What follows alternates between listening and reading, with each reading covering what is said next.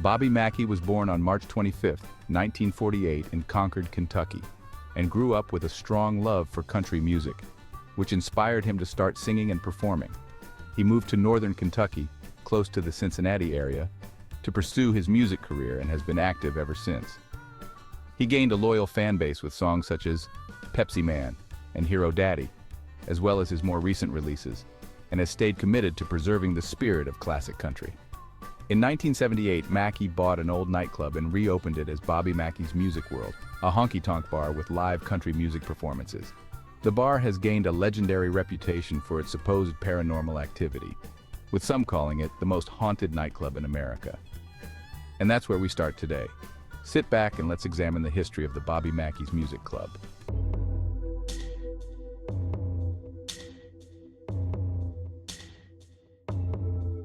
Welcome to Screamville.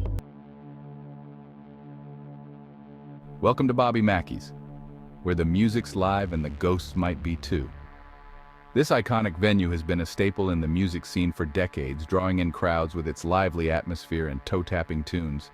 But there's more to this place than meets the eye. Tonight, we're checking out Bobby Mackey's Music World, a honky-tonk haven in Wilder, Kentucky, with a reputation that's more infamous than a ghost pepper eating contest. This place has seen countless performances, wild nights, and unforgettable memories, but it's also said to be a hotspot for paranormal activity. Bobby Mackey's has a rich history that dates back to the early 20th century, and with that history comes a slew of ghostly tales that have been passed down through the years. This place is rumored to be one of the most haunted nightclubs in America, a hotbed of paranormal activity that would make even the bravest soul sleep with the lights on. From ghostly apparitions to unexplained noises, the stories that come out of Bobby Mackey's are enough to send shivers down your spine.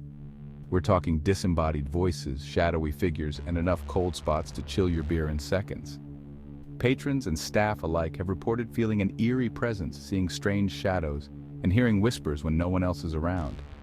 Is Bobby Mackey's truly haunted, or is it all just a load of hogwash? Some say the stories are just tall tales, while others swear by their ghostly encounters. The history of Bobby Mackey's is as rich and varied as the music that fills its halls. Originally built as a slaughterhouse in the 1850s, the building has seen many transformations over the years.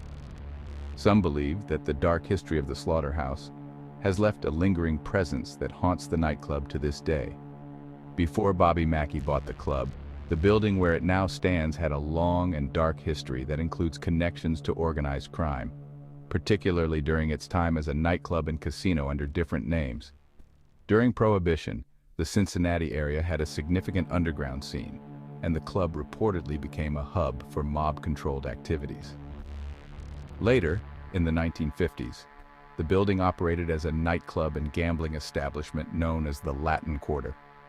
During this era, mob involvement was rampant, and the club's owners were allegedly associated with mobsters who used the space for both entertainment and money laundering purposes. It's said that illegal gambling activities continued well into the 1960s, and anyone who got in the way of the mob's operations faced severe consequences, adding to the club's already notorious reputation. Some versions of the story suggest that mob enforcers used brutal methods to intimidate or eliminate those who threatened their business interests, adding a layer of violent history to the site that contributes to its haunted reputation today. By the time Bobby Mackey bought the property in 1978, these operations had long ceased, but the stories of the mob's influence and the violence that occurred added to the mystique and dark legend surrounding the place. Before it was a foot-stomping, boot-scooting good time, Bobby Mackey's had a past darker than a coal miner's boots. Rumor has it this place was once a slaughterhouse. Now I've seen my fair share of creepy places, but something about a former abattoir just screams haunted, don't you think? The basement in particular is shrouded in spooky tales. They say the spirits of slaughtered animals still roam down there, mooing and baying their spectral sorrows into the ether. And that isn't all to the story. Legend has it there's a secret room hidden deep within the bowels of the building, a room used for satanic rituals. One thing's for sure, if those walls could talk, they'd probably scream. After standing for almost half a century, the old slaughterhouse was finally torn down, and in its place stood a brand new casino and nightclub. Only this wasn't just any ordinary nightclub. It was also a speakeasy, or in simpler terms, an illegal bar. In 1933, Buck Brady bought the establishment and renamed it the Primrose. For about a decade, business ran smoothly until a shady mobster named Red Masterson, a regular at the bar, decided he wanted a cut of the profits. True to mob tactics, Red tried to strong-arm his way into the business, but Buck refused to cave. He wouldn't sell to Red or his men, and tensions quickly escalated. The mobster started intimidating and harassing customers, so Buck decided to take matters into his own hands, drawing a gun on Red. Unfortunately, Red survived, and Buck was charged with attempted murder, ultimately forced to sell the Primrose in 1946. Many assumed Buck left town, too ashamed to return. But later, authorities found his body in the building's basement, right next to an old well, proving them wrong. The coroner said that he took his own life, another tragedy to add to the building's grim legacy. Now let's talk about Pearl Bryan, the unfortunate soul whose tragic end is forever intertwined with Bobby Mackey's. Poor Pearl was brutally murdered back in 1896, and guess what? Her headless body was found just a stone's throw from the nightclub. Now I know what you're thinking, though. That's awful, but what's it got to do with a haunted honky-tonk? Well, legend has it that Pearl's killers were part of a satanic cult that used the nightclub, or the slaughterhouse, depending on who's telling the tale, for their wicked rituals. And get this. Some folks even claim to have seen Pearl's ghost, still searching for her missing head, within the walls of Bobby Mackey's. The infamous hole in the floor at Bobby Mackey's Music World is often referred to as the portal to hell by paranormal enthusiasts and visitors. This particular spot is a well, located in the basement of the building, that was once part of the old slaughterhouse that operated on the property in the 19th century. The well, which is now sealed, was reportedly used to drain animal blood from the slaughterhouse, adding a gruesome element to its history. According to legend, in the late 1800s, the slaughterhouse was a site of occult practices, and some believe that satanic rituals were performed around the well. This led to the belief that the well became a kind of conduit or portal for dark forces. The most famous ghostly tale surrounding the well is that of Pearl Bryan, a young woman who was brutally murdered in the area in 1896. Her decapitated body was found nearby, but her head was never recovered. Some versions of the story claim her killers, who were associated with occult practices, disposed of her head near the well in the slaughterhouse basement. Over the years, various paranormal investigators and visitors have reported eerie feelings, strange sounds, and sightings near the well, believing it to be a gateway for spirits to cross between realms. Some visitors and employees have even claimed to be physically affected when near the well, experiencing sensations of nausea, fear, and even aggression. This portal to hell has since become a focal point for ghost tours and paranormal investigations, especially after being popularized on shows like Ghost Adventures, where the investigators purportedly captured unsettling phenomena around the well. Bobby Mackey himself has remained skeptical of the hauntings and the portal claims, but he acknowledges that the basement and the well are key parts of the club's haunted lore. For many paranormal enthusiasts, this hole in the floor is one of the most intriguing and terrifying aspects of Bobby Mackey's music world. This next story that will send shivers down your spine and make you question the very fabric of reality. It involves a forbidden love, a heartbroken dancer named Johanna. You see, Johanna was head over heels for a singer at the club back when it was called the Latin Quarter. This wasn't just any ordinary love, it was a love that consumed her every waking moment. She got pregnant and intended to run off with the young singer, but her father disapproved of the romance and used his criminal connections to have the singer killed. When Johanna discovered what had happened, she poisoned her father, then took her own life in the basement of the building. Her ghostly figure is said to appear in the dead of night, a sorrowful wraith bound by the chains of her own making. The story of Johanna serves as a chilling example of the lengths to which love can drive us. It's a tale that has been passed down through generations, whispered in hushed tones, and recounted around campfires. Some say that on certain nights, if you listen closely, you can hear Johanna's mournful song echoing through the halls of the old nightclub. It's a song filled with longing and regret, a haunting melody that lingers in the air. Her story is a poignant reminder of the power of love and the dangers of desperation. It's a testament to the human spirit's capacity for both great love and great folly. Bobby Mackey claims not to be a believer, but he did write a song entitled Johanna about the young girl.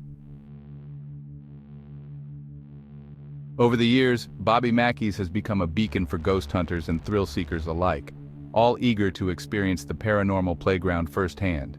With how tragic her ending was, it's no surprise that Johanna finds it difficult to leave the bar, even decades after her death. In fact, there are a number of people who claim to have seen her or felt her presence. One employee who worked there said that they have seen a woman who calls herself Johanna behind the bar, and when she disappears, apparently the sweet smell of roses lingers in the air. But she wasn't the only one who has had an experience with her spirit, because Bobby's wife, who would help run the bar, claims that she would often be overcome with the scent of roses whenever she was in the basement. Also, according to her, when she was pregnant, she would still stay at the bar and help her husband manage the place. Then one day, while she was vacuuming the stairs of the building, she felt the arms of a man wrap around her waist. Her first thought was, "Oh, it's probably Bobby," but when she turned around, there was no one there. Fear set in when she felt the arms pick her up, and the next thing she knew, she had been thrown down the stairs. When asked what happened, she described the spirit as a man who fit the description of Alonzo Walling, one of the men that killed Pearl. She said he screamed at her, "Get out, get out!" After that, she refused to step foot in the bar ever again. Another former employee recounts experiencing numerous eerie events over time, including an overwhelming, suffocating heat, witnessing a trash can fly across the room, and seeing a man with a handlebar mustache shouting die game, Latin for dying well, at him in the men's restroom. Perhaps even more unsettling is the former caretaker's story. He claims to have been possessed by a demonic spirit while living there. Other staff members have also shared their experiences with Bobby, though he remains a skeptic. One of his managers described strange occurrences when closing the bar for the night. She says that after securing all the doors and turning off the lights and appliances, she'd sometimes return to find everything turned back on. The lights, unlocked doors, and even the jukebox, which would be playing the song Anniversary Waltz. Some still believe the building's basement holds the gateway or portal to hell itself, a reference to the long-abandoned slaughterhouse well. The location was once featured on an episode of Ghost Adventures, where the crew had the staff lock them inside overnight to ensure they experienced everything the site had to offer. As darkness settled, they began provoking the spirits, hoping to capture a reaction on camera, and they weren't disappointed. The lead investigator soon discovered 3 claw marks running down his back, with no clear explanation for how they appeared. They also vowed to never visit the location again. The legend of Bobby Mackey's music world, a twisted tapestry of murder, mayhem, and paranormal activity. This nightclub, located in Wilder, Kentucky, has a history that is as dark as it is fascinating. From its origins as a slaughterhouse in the 19th century to its transformation into a music venue, the building has seen its fair share of tragedy and mystery. Whether you believe in ghosts or think it's all a bunch of baloney, there's no denying that Bobby Mackey's music world is one heck of a good time. The lively debates and discussions among visitors about the paranormal only add to the fun and intrigue of the place. Bobby Mackey, owner of Bobby Mackey's Music World in Wilder, Kentucky, has announced plans to tear down the venue that's been home to his bar since the 1930s. It's definitely mixed emotions, but I've felt embarrassed by the old building for so long, said Mackey, who opened the bar in 1978. It's bittersweet. It's been amazing for nearly 46 years, but time moves on. Initially, Mackey intended to renovate the original building and relocate temporarily. However, discussions with the engineering contractor revealed that salvaging the site would be too costly, leading to the decision to demolish. Although no demolition date has been scheduled, Bobby and his wife Denise plan to build a new one-story bar on the original site by 2026, although this timeline could shift. For now, the famous Honky Tonk has relocated to the former Mugby's Biker Bar and Restaurant site in Florence, a move Mackey had been considering for over a year, waiting for the right opportunity. "This has been on my mind for a while," he said. "When the Florence location became available, we knew it was the right fit." The 75-year-old local legend said he plans to keep performing on Friday and Saturday nights for many years. He just needs a suitable venue for his band and fans. If you enjoyed this video, please be sure to like, comment, and subscribe for more ghostly stories.